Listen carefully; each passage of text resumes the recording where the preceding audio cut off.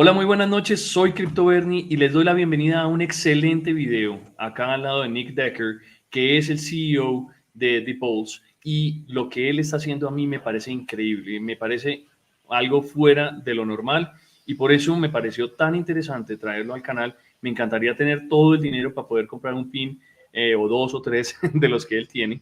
Y le doy la bienvenida a Nick. La verdad, esta entrevista va a ser en inglés y pues espero que les sirva. Voy a ponerle subtítulos más adelante para que ustedes los tengan y puedan entender todas las macheras y todas las cosas muy chéveres y bacanas que nos va a presentar Nick en el video.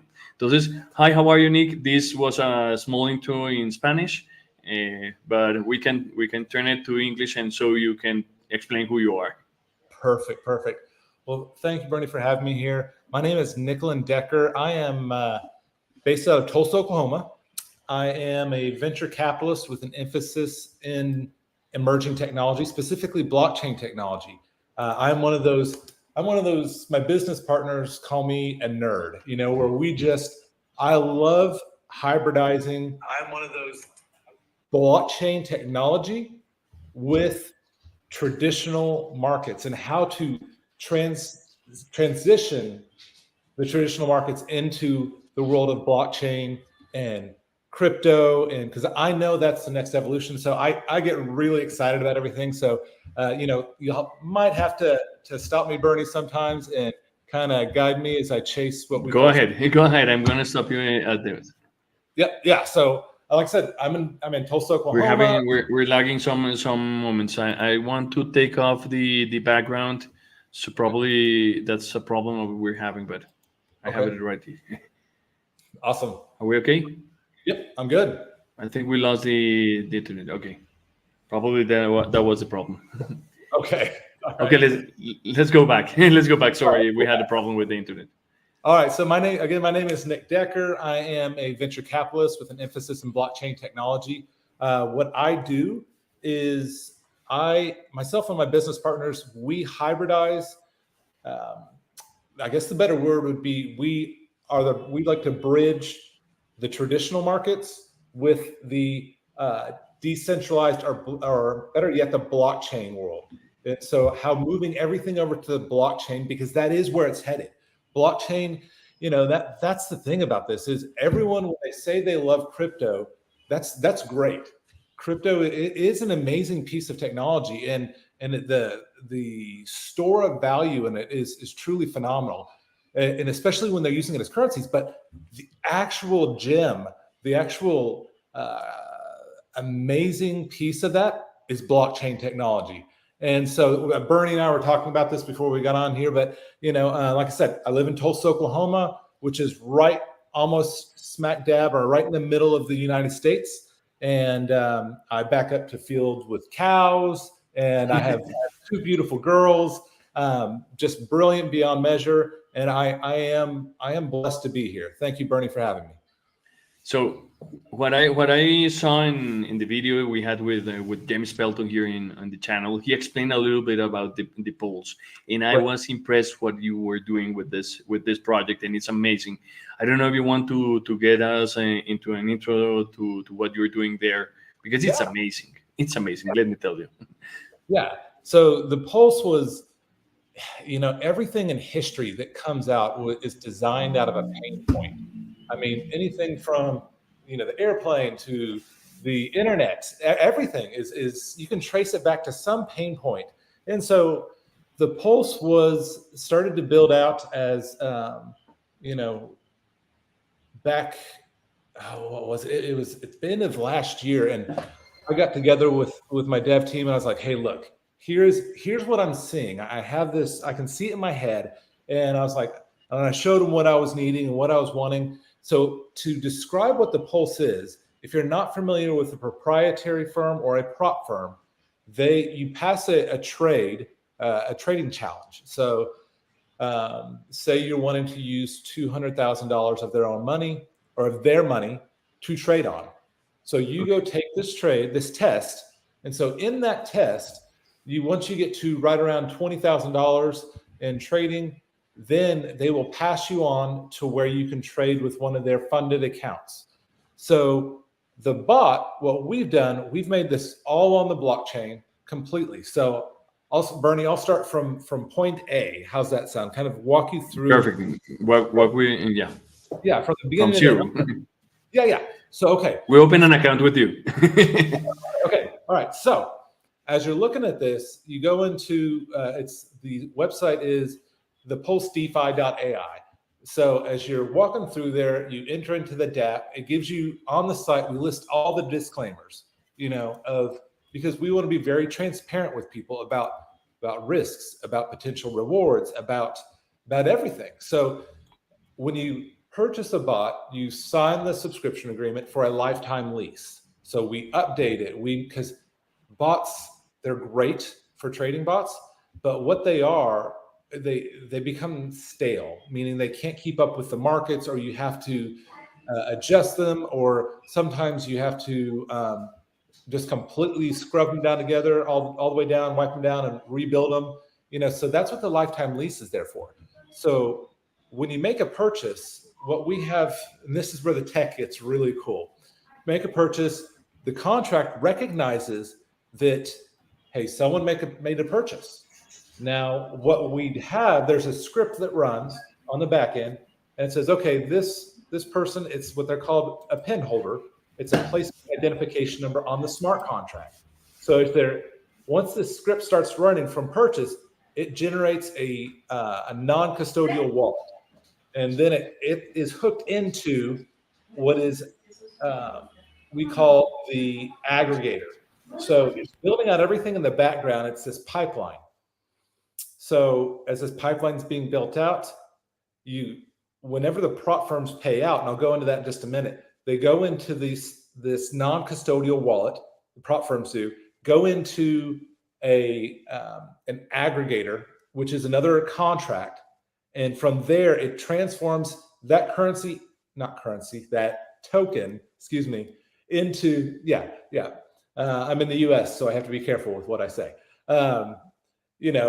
It auto converts it through a DEX, a decentralized exchange, and it converts it into Binance Smart Chain. And then from the Binance Smart Chain, it'll automatically trigger it to go out to a fund distributor contract and into the Pulse contract, which then the Pulse contract pays out in Nexus tokens. Now, this is where it gets really fun. So you're trading off of, we typically like everyone to start with a $200,000 prop firm trading account. And so from that, the bot typically runs right about 1.5 to 2% a month. And that doesn't sound a lot, but when you say, hey, it's running off of a $200,000 account, typically you're going to see on average, the white paper was listing it out and has it listed out as different examples, but right around $1,500 to $2,000. Now, again, when the prop firm pays out, and you can see it all in your MyFX books, because we show you how to hook your bot up to that to stay on target with everything. And there's a lot more nuances with that, but when the prop firms pay out, it goes through that flow and into the Pulse contract. Now, the Pulse contract pays out in Nexus token. Now, Nexus token. So let me go to kind of a conclusion or Sure. resume of what you just said. So Yes. I understand. Try to transmit to people that are not that Right, because right. you're telling us a lot of words. So Yeah. you get an account, you buy your PIN, Right. then you go and practice. What I learned about what you do is you go and do your challenge inside a prop firm. A prop firm in Spanish is like una firma de posición propia. That will be in Spanish. Okay. Posición propia is like you have your own money. The firm has their money, and they will lend it to you for you to trade. Correct. That's it. Yes. And probably I can use other words. I'm not in US, so probably I'm mistaken with some legal words, but it doesn't matter. So you use that money, and the bot will trade on that over that money, and will generate around 2% of that money. Mm-hmm. That is around a month. Mm-hmm. But that money is not 7,000. It is not the PIN value. It's $20,000. Sort of. Right. No, I don't know. Or So, all right. So you have, whenever it pays out, and this is where it gets, I'll pick up where because that's the next part of this. So think about this: as the prop firms start paying out, they're all going in through that flow, because each prop that is paying out, they're at different times. It's not all at once. So the way it's designed and the proof of concept works, and because we've seen it already going through.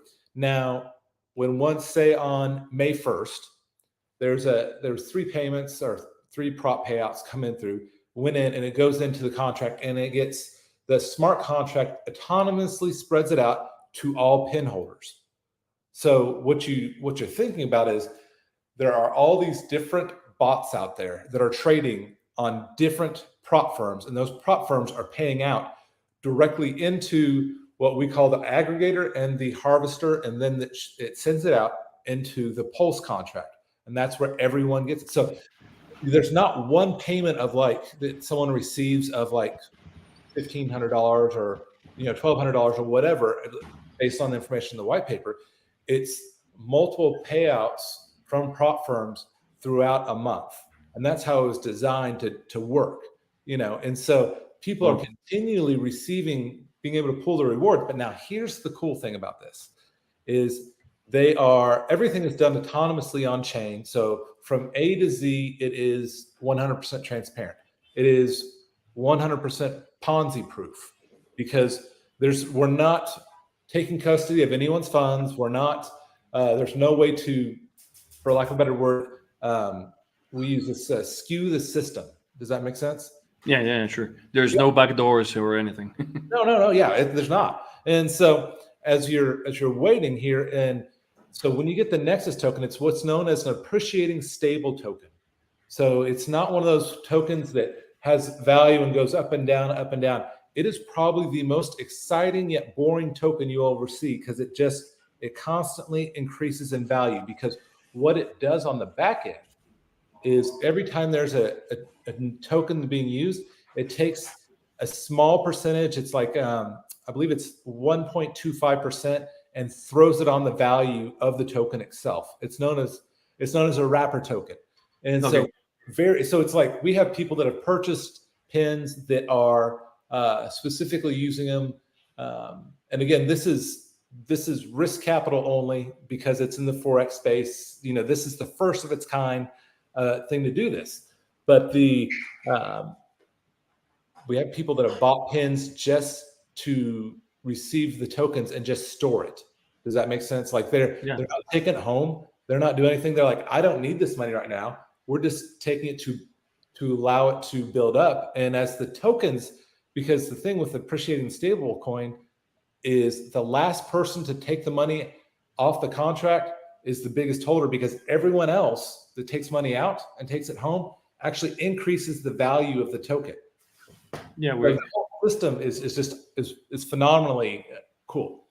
We've seen this in the up token, up plus token, and it happened in some kind of thing as similar to momentum project, but they had another thing working on. Right. So it's amazing. So you tell me that it's not on, the trading is not on crypto, but it's on Forex. What kinds of markets are these bots working on?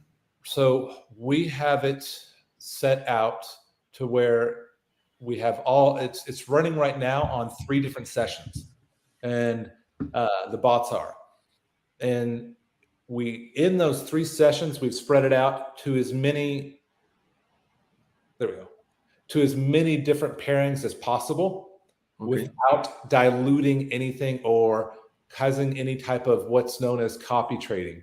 So now, the reason why we're on 3 and not 4 sessions. So for those that don't know, there are 4 sessions in the Forex market.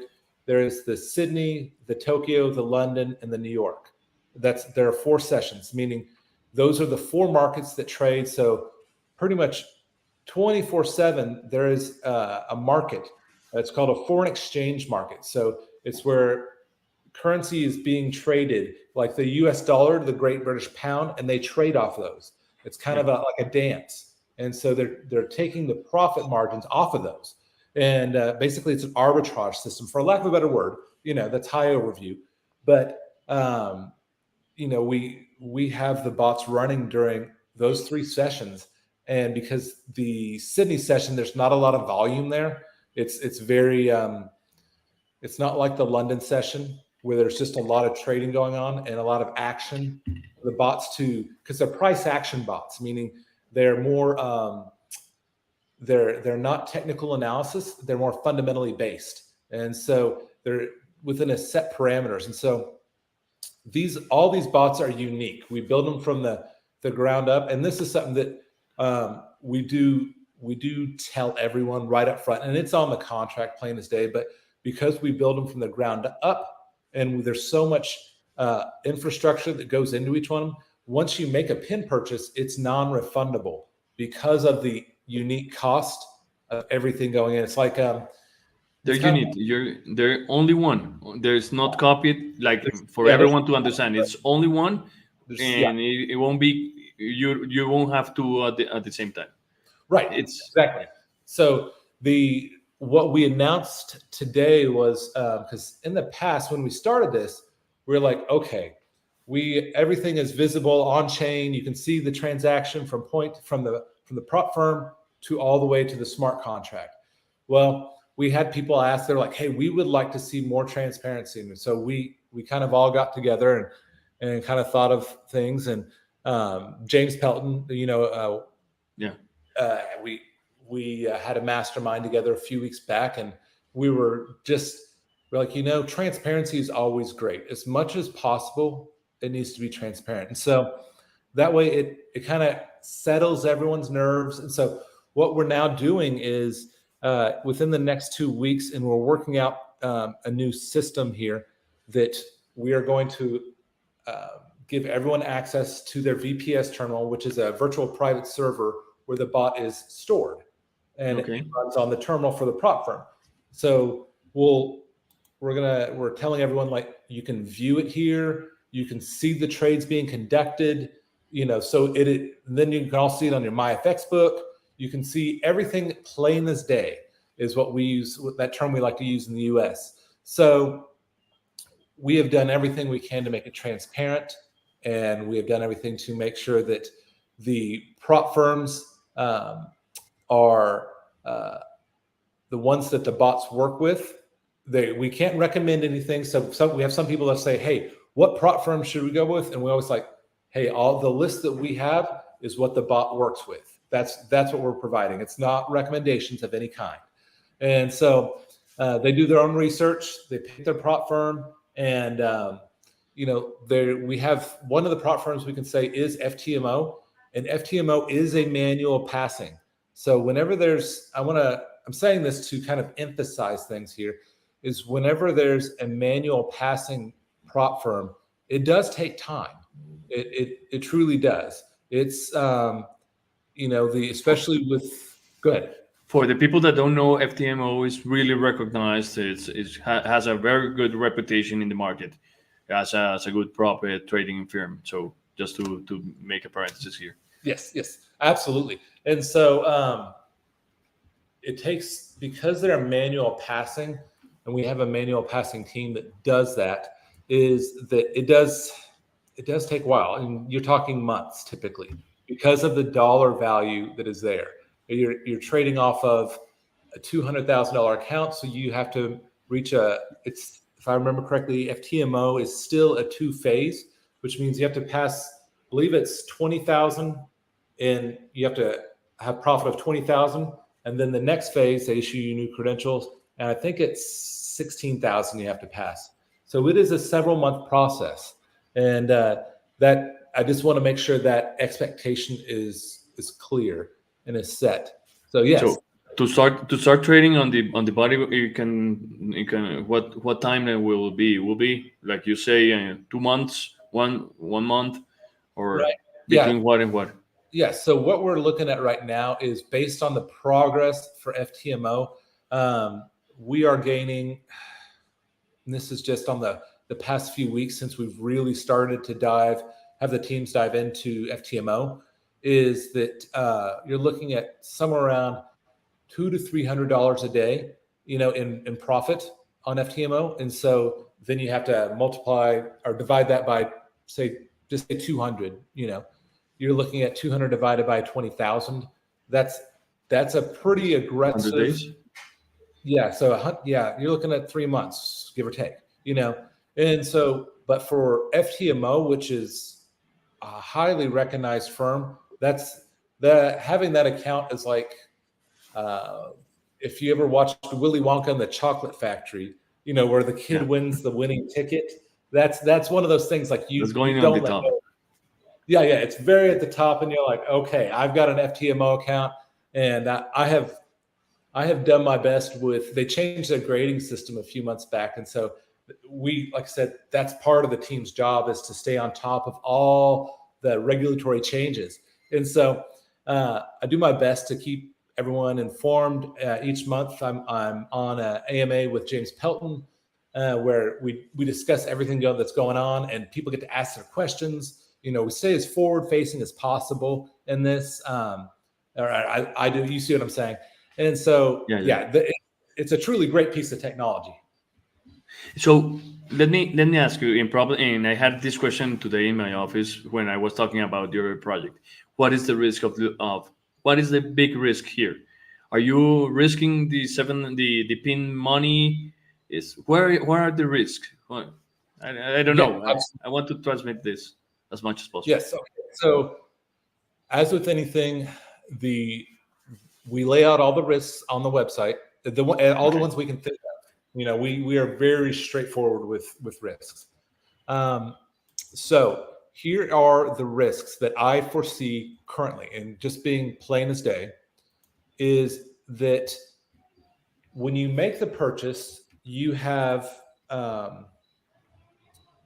now you make a purchase. All the risks you have. Yeah, we list them quite. We lay everything out, and so because we do want to be open and honest with everyone. That is something that is missing in the DeFi space, in the blockchain space, and the crypto space is just open honesty. And these are laid out again on the subscription agreement that you signed before. But your purchase here with a $7,500 purchase, that's for the bot. And then on top of that, you buy the prop firm. And the reason why we've done that, because we initially had it for $5,000. And I'll go into the risks here. This is leading up to that. The 5,000, okay. we told everyone like, hey, this is the lowest we could go. Well, we found out soon after that due to infrastructure scaling, is 5,000 was actually on the low side, because we have to build out the bot. Initially we included the purchase price of the prop firm in there, and so there was, when I say, I think the word is un poco margins. They were poquito margin. Yes. Very small margins on there, and so because we pay for the servers, we pay for the R&D, which is the research and development. We pay for the outsourcing of IT and infrastructure, because the infrastructure that it sits on still has to be maintained, because coding, the world is a funny thing. But and something that I heard, what you were telling in the other AMA I saw, is that you have to have maintenance over the bots. You can't leave them there working by their own infinitely. Right. Yes. So they have to be continually updated and maintained, and that is something that also, because prop firms themselves, they change their regulations. Like I'm sure I'm going to say this kind of out loud, but they change their underwear. They change their grading systems. It's and they don't tell anyone. So we have to be listening around the water cooler and in different groups to, and staying in touch with prop firms, admins and mods and things like that. And so then we update everything. And so the risks we're talking about here is, okay, so some of the risks that we have seen with a particular prop firm it's actually 3 prop firms that they migrated overseas, and they have the same broker. Now, the trick with that is once they migrated overseas, and we don't offer this prop firm anymore because of this reason, or we don't list it in our compatible prop firms. Let me phrase it that way. Is because of this reason, is they started naming, they went from saying they're using the words copy trading to highly similar trades. So they came back and they said, hey, this trading style is used on USD to the Great British Pound.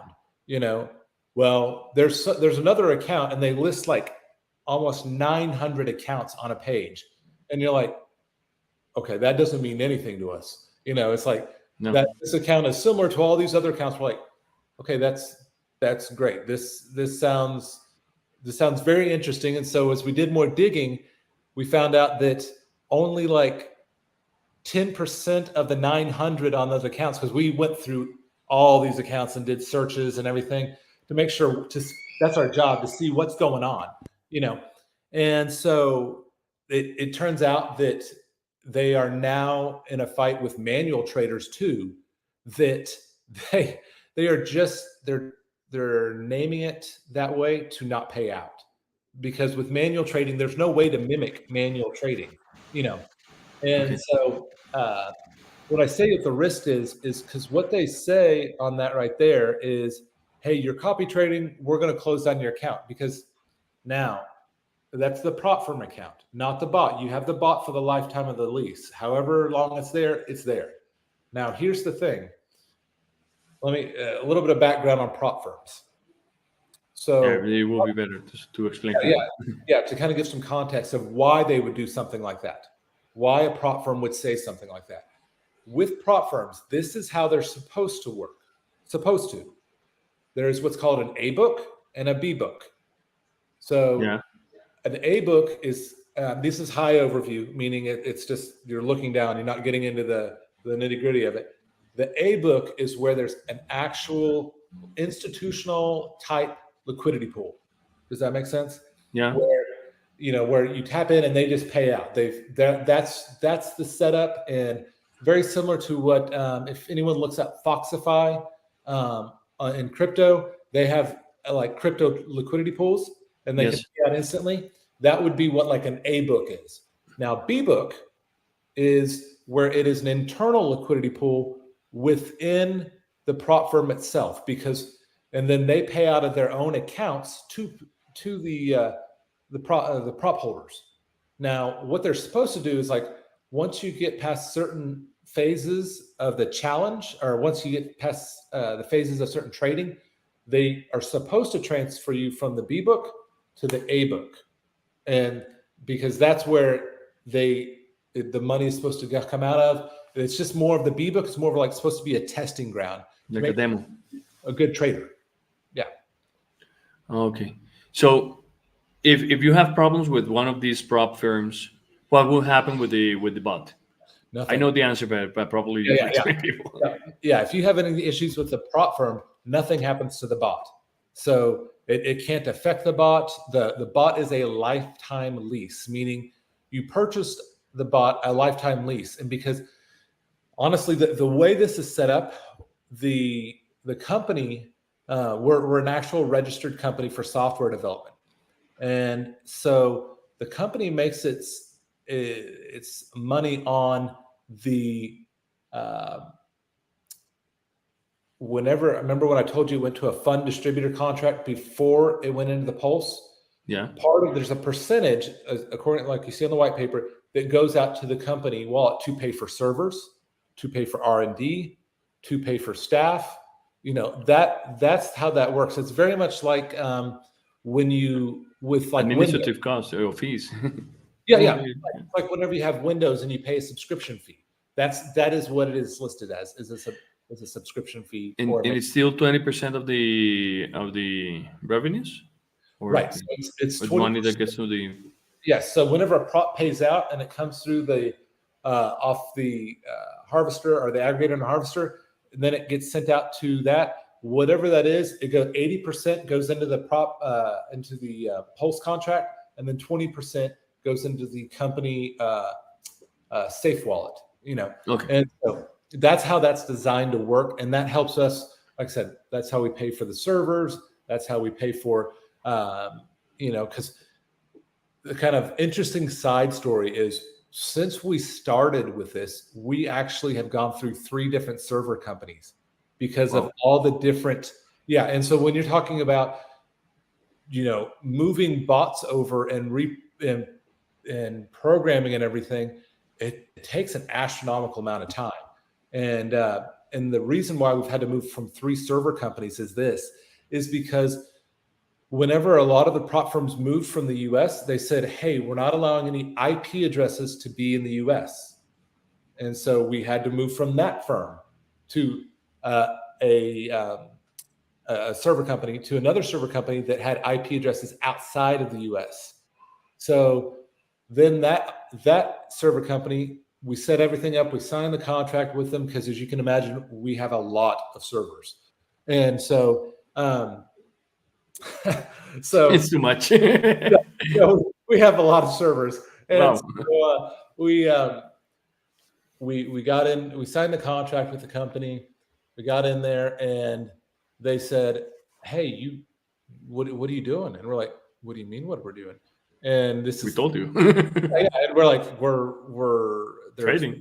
there's bots trading on this. And although I was like, you can go in and look for yourself, and they were like, no. What are you doing sending emails out of the virtual private server? And we're like, because we're communicating with each other. And they're like, well, that's against our rules. You can't send emails outside of, we're like, I'm pretty sure we told you about this ahead of time, and so we had to move around, and it has been, so when we say we had server costs on top of server costs on top of server costs, you see what I'm saying? And so we're now at the point where we're like, okay, we're working with a team to build out servers that are based on blockchain that sit on nodes. And so where they're all around, you can pick your own IP. I mean, great technology, but like I said, everything is birthed out of a pain point, and you just have to keep moving with it. And so that's how it's great stuff. And we're moving on a daily basis with everything, but yeah, that's why that 20% is there, is because the cost of the research and development, like we just came out with a Bitcoin bot that's now running on it. And so that trades Bitcoin. And so different algorithms to keep up with the market changing. And because like I said, the market's highs and lows, they change all the time. So you have to change the bot. You have to navigate that. You have to make sure that everything is running correctly. And, all those costs come in together. And so that's why there's a 20% subscription maintenance fee right there, is for that reason, and it actually is a closer margin than most people would think. So, yeah. So let me go back to the money, or the revenues, or the prices where I get in and buy a pin. Yeah. So I think I stopped you when you were trying to explain something about this. So you buy your pin, and do you have already like 200 other pins sold? So you get into a pool with the other 200 people, with the other 200 pins. So can you go through this and explain a little bit, because I think we missed it a little bit. Okay, perfect. Yeah, let me know if I'm bouncing Yes. around a bit. Try it for dummies, because I believe there's a lot of people interested, but try that as much as for dummies. Okay, so perfect. Is there any way to share my screen? Do you? Yeah, sure. Go down on present, and then you will show Share screen. That's perfect. Yeah. Okay. Share. Let's see here. Share. You will show yours, and I'm gonna take off this one. Okay, so let's see here. I know I have that open. Here it is. Okay, this might be a better. To capture your screen. Hold on, just a second. It is not. I remember the AMA you had when you were going to show your screen. So yeah, and it does. I was thinking about that. Security features. It's kind of like okay, all right. All these security features on my computer. All right. let's see here. Hold on. I'm gonna send this to you because my system is not allowing me to do this. I'm gonna send you something. Can you push it up onto your screen, Bernie? If I Where are you sending it? if I just text this to you. I don't know if I can, but I'm gonna try it. Okay. All right. Okay, I have it here. Let's go here. Then. Okay. All right. Haven't received it. Or you send it to the email? No. You can share it in the chat, in the private chat, probably. Yes. Let's do that in the private chat here. Hold on. Everyone's like, this guy does blockchain and he can't get the security off his computer. This is. No, it's better. You have to be careful. All right, hold on just a second. I had no idea, just to talk about another thing while you were doing this, that you had the same time as we have here in Colombia. So here it's 7:36, and you're CMT also. That's yeah. I was like, now what time is it with you? Okay. No, it's difficult for this.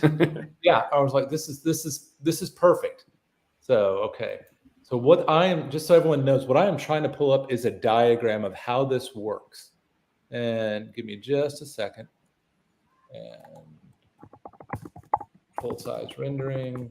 I just found it here, and I'm gonna send it to my WhatsApp because I can't share it.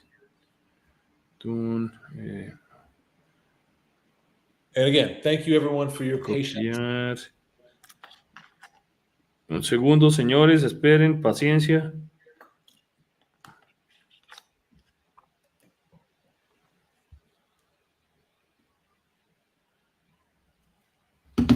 I have it here. Done. Done. I don't know if it's gonna be amazing, but I can share it here. Okay, no worries. It's a little diluted, but I don't.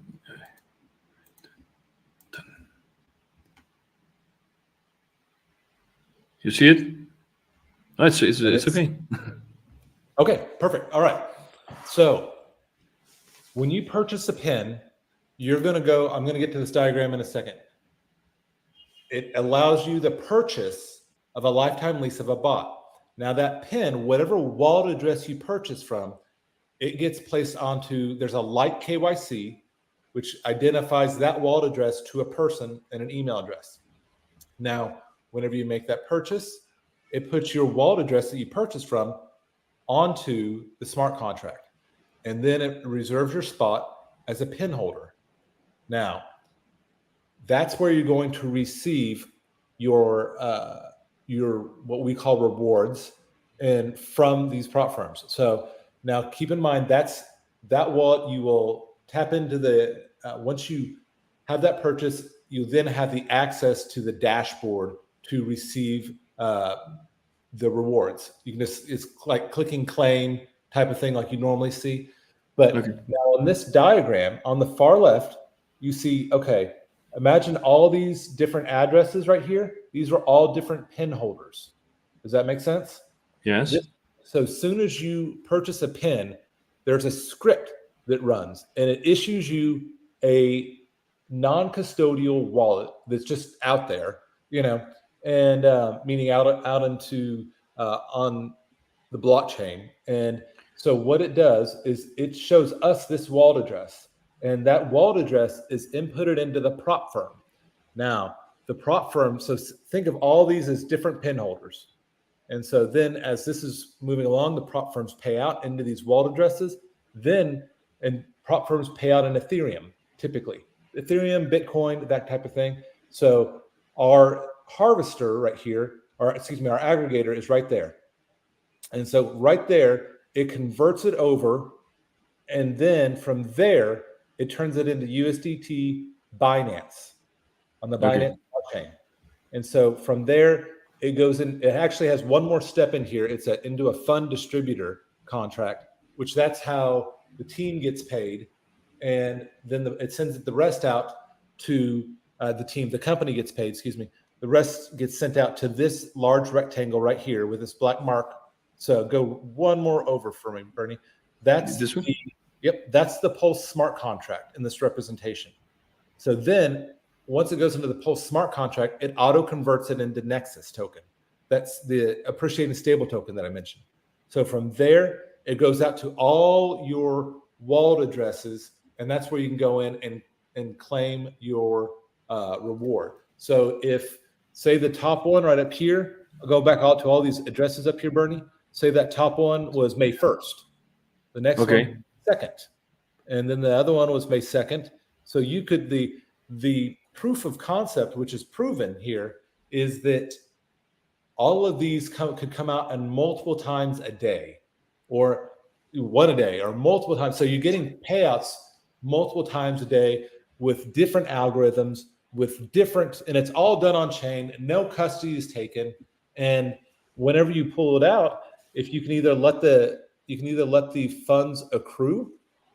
That might not be the right word I'm using, but build up in your wallet. You accumulate your fund. No? Yeah, in your wallet over on the pin user side, your final destination wallet that you signed up with, and you can withdraw those funds and then convert them back into USDC as in Charlie or Carlos. And so, and so on the swapper site, this is another cool feature we had installed.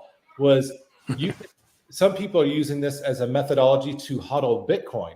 Now, this is where it gets interesting, is because on the swapper site, you can, whenever you swap from Nexus to USDC, it will automatically pull up the option. Would you like to exchange this for another type of token through what's a company that's called Simple Swap? It's a decentralized exchange. So you can go exchange it for whatever you want.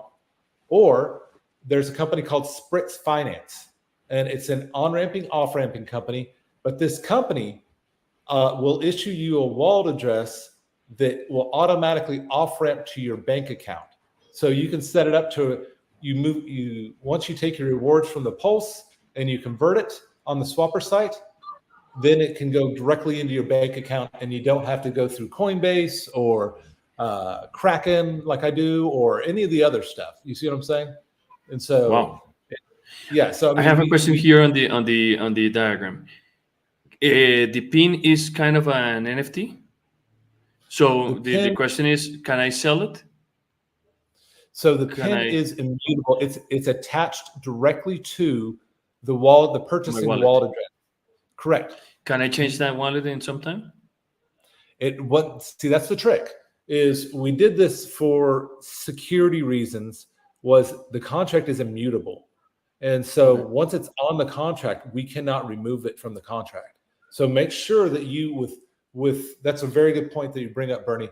Is whatever wallet address you are going to use. Now you could potentially give the wallet and the private keys to someone else. You see what I'm saying? However you wanted to do that, but once that purchasing wallet address is on contract, it's linked, and it can be unlinked.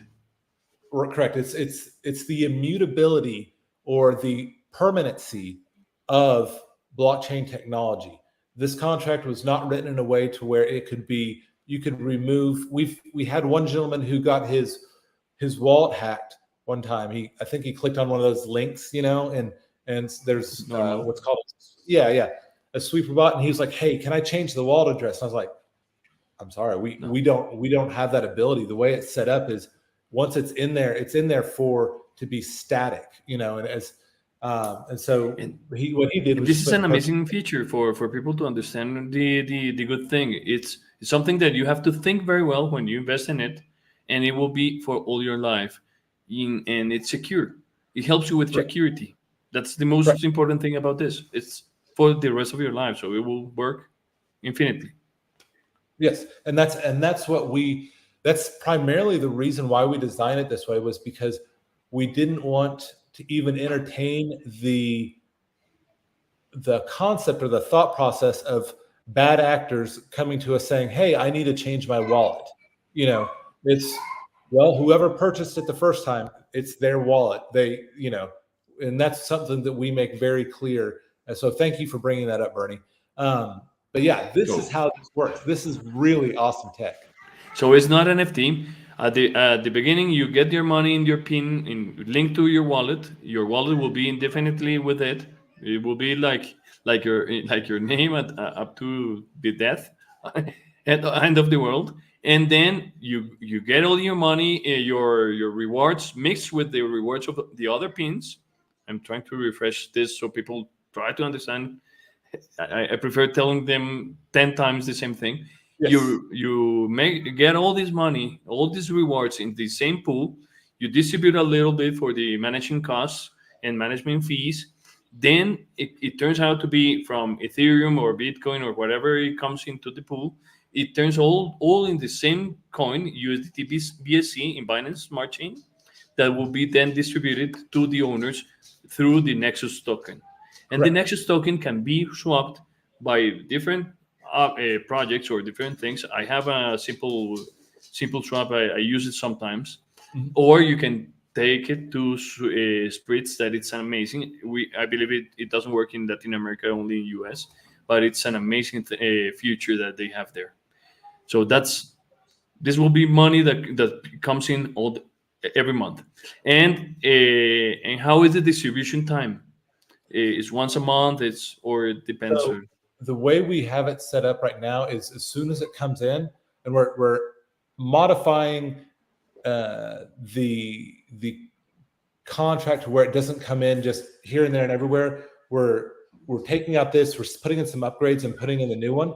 And so it will, what we're setting it to is once a week, then it'll be sent out, that harvester right in the middle, that fund distributor, there'll be a trigger right there where it will automatically at a certain time send out the funds to this to the post contract. And so right now it is set to where once the prop firms pay out, it goes automatically through. But we've also found that sometimes it's better if for psychological reasons, for psychology, you see what I'm saying? Is if it's not like small payouts that come through or whatnot, if it's just one sum that comes through on a weekly basis, and everyone's like, okay, that's consistency right there. So that's the idea. And keep in mind that prop firms in our beta testing, we had them, they paid out just about every 3 weeks. And so, because there's a 21-day cycle on how prop firms typically pay out. So, but it won't be better to have once a week, once a month, like the payment, because every time you see it's going to be the 10th of the month. So I'm happy. Or right, yeah, and so that's why we are installing the upgraded version of this. There's some new tech in it, but this one right here, like I said, there was a few pieces missing off of this one that we decided to add in, and Okay. so that's what's being installed this week. At the end of this week is this new one where there will be when I say this week, I'm not supposed to say timelines because of development teams. You get what I'm saying? With the next 1 to 2 weeks, it'll be installed. Let's put it that way.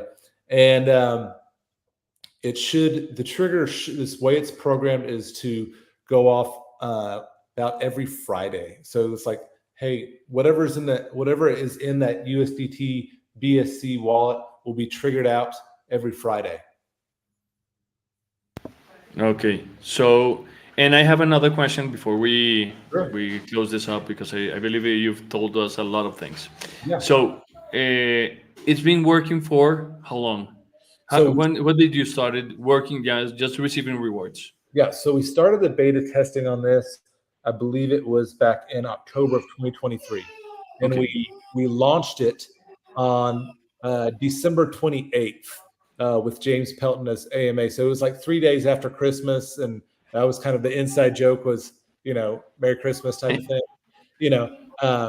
and so from then, we've got several payouts in but we've also, and I'm making this just kind of clear and transparent as possible, is with all the regulatory changes, we have made those shifts to new prop firms that are inside the US or like FTMO.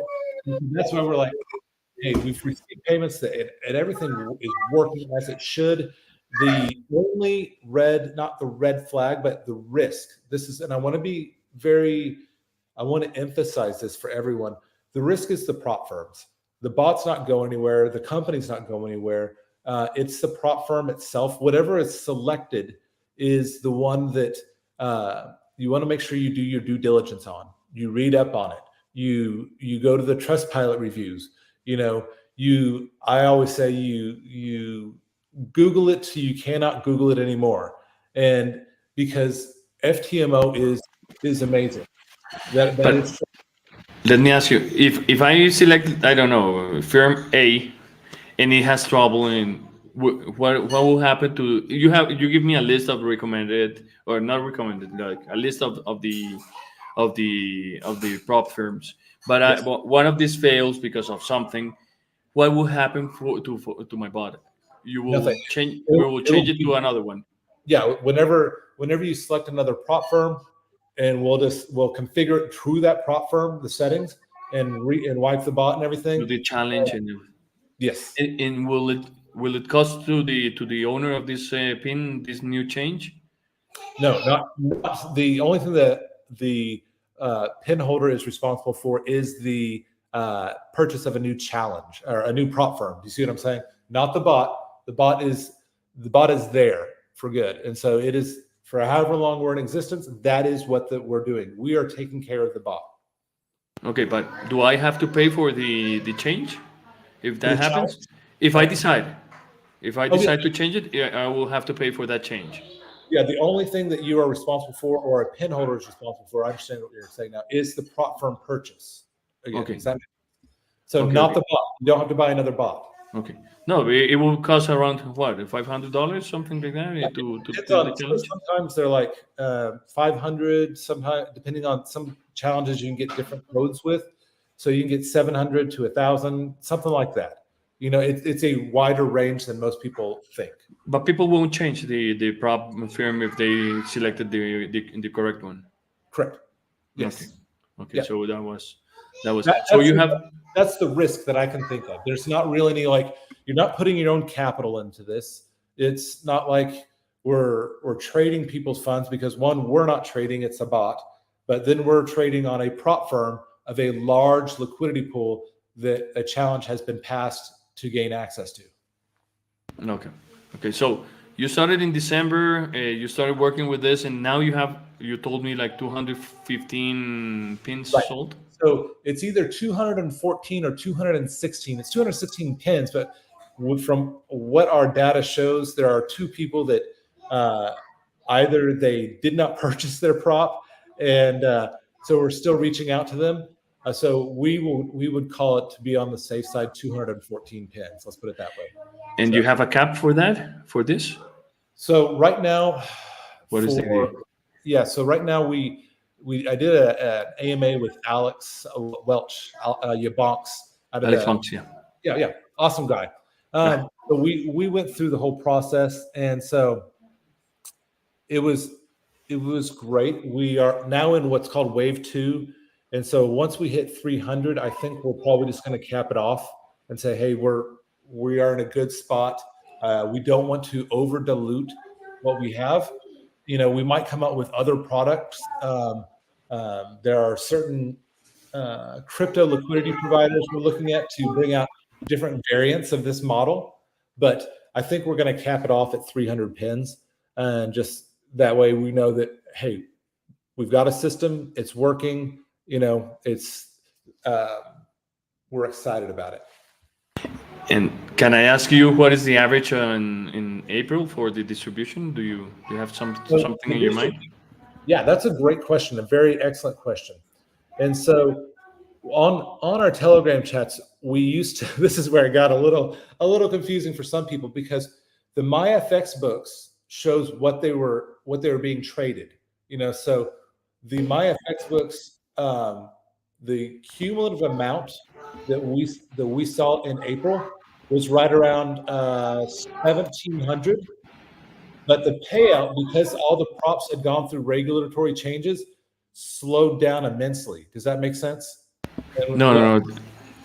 Because of the regulatory, we had Okay. So a lot of the prop firms would move like from, we'll use Nova Funding, for example. They moved from foreign exchange to, I think it's called Manta. Manta Trade is the broker. So there's brokers. And so because they had to migrate everyone over, we had like 4 to 6 weeks of downtime. And so they're now, just in the past week, they're now starting to come back online, but they're still issuing new credentials to this broker. So do you see what I'm saying? It's the traded amount is different than the payout amount because of the brokerage lag time. And so it's something that's happening all over the world at this time, where brokers are changing up everything primarily due to meta quotes.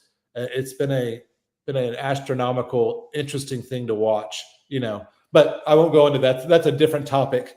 So, but that is what we are going off of, is what we're seeing on the MyFX books right now. And then as they come out and come back online and we get everything coming, everyone should see that amount. Does that make sense? No, it makes a lot of sense. It makes a lot of sense. So no, I appreciate your time, Nick. I will be happy to invest. Like you told me, we need to make a pool because I don't have all this money to buy the pin. I hope I had it, or probably go to the bank to ask for a loan. I don't know. No, I don't recommend that. I don't recommend that. Do not recommend that. But if I had the money, I would buy one pin for me, one for my wife, or something like that, because it's amazing. And no, I appreciate your time. I appreciate you explaining like a dummies, like a text, like everything, trying to explain. And there's a lot of people in Latin America that love this kind of investments. I work with a lot of traders that were like, plop. It's amazing what you're doing, and we hope you keep on growing, and hope I can get in. Because it's amazing. So I appreciate your time and hope we can see the evolution in a future update of your project. Perfect. Thank you, Bernie, for having me. I really do appreciate it. Muchísimas gracias a todos por el tiempo. La verdad fue muy interesante conocer lo que dice Nick. Espero que entienda algo de español.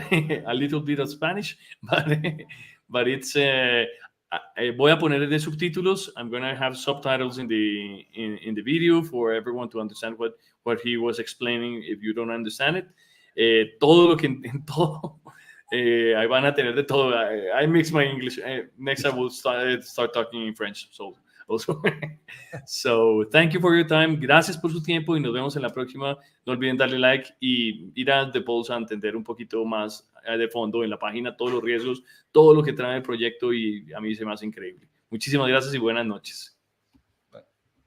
Chao.